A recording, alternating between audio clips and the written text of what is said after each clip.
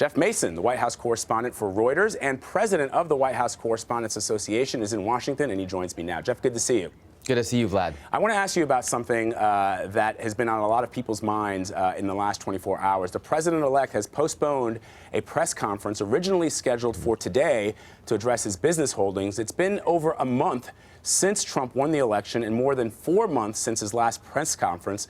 What does it mean when the president doesn't answer questions, not simply from us, the press, because these are questions that the American people have? For sure. Well, it's certainly a concern to journalists and to the White House Correspondents Association when the president-elect does not hold press conferences, and we are eager for those to start. It has been a while. That's certainly true. And to answer your question about what does it mean, look, the president-elect is putting together his cabinet. He's making choices that will affect policy under a Trump administration, and it is the role of the press on behalf of the American public to ask questions about that and to get answers about what they mean. So we certainly encourage him to have a press conference and hope that that is a tradition that he will also continue at the White House. Do you expect this attitude to continue when he enters the White House, especially after Donald Trump's chief of staff, Reince Priebus, said major changes, and didn't specify what, could be in store for White House press briefings under the incoming administration? He also added that the assigned seatings at the press briefings began under President Barack Obama. You are the president of the White House Correspondents Association. Give us a sense of the history behind the seating and why that's not true. Well, it's not true. Mr. Priebus was mistaken when he said that it was the Obama White House that started assigning seats. In fact, seats have been assigned in the White House press briefing room since 1981 when they were installed.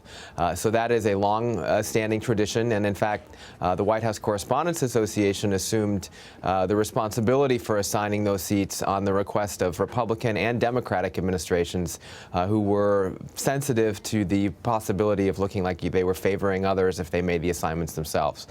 So that's just the history.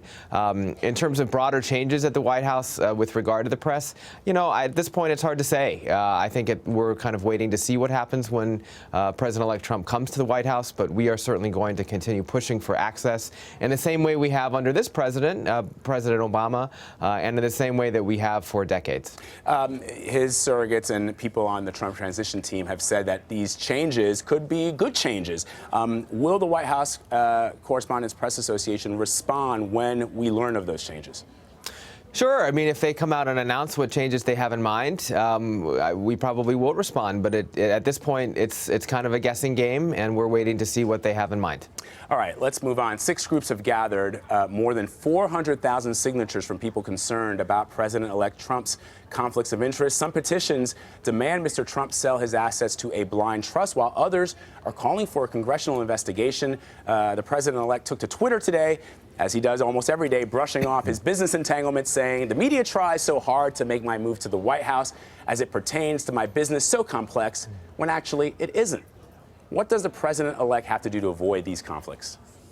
Well, I can't really advise on what he has to do to avoid the conflicts. I can say, however, that it's the media's job to report on them if they exist, and to report robustly on his administration going forward and the ties that he has with companies and countries that he may be involved in diplomatically as President of the United States. I mean, does it strike you, I mean, there are issues here when the president's children sits in on a policy meeting or they sit in on a meeting with a foreign leader and they are also running their businesses.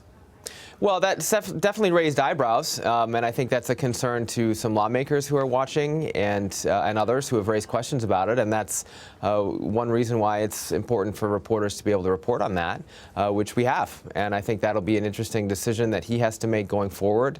And you know, I think it'll be watched very closely by the American public, by the press, and by lawmakers who are working with the president-elect. All right, whether or not the president-elect agrees, there's definitely a perception problem, according to our CBS poll. Take a look at these numbers. 59% say Trump's business relationships will create a conflict of interest, and 70% say it will still be a conflict of interest if a family member is in charge of the business.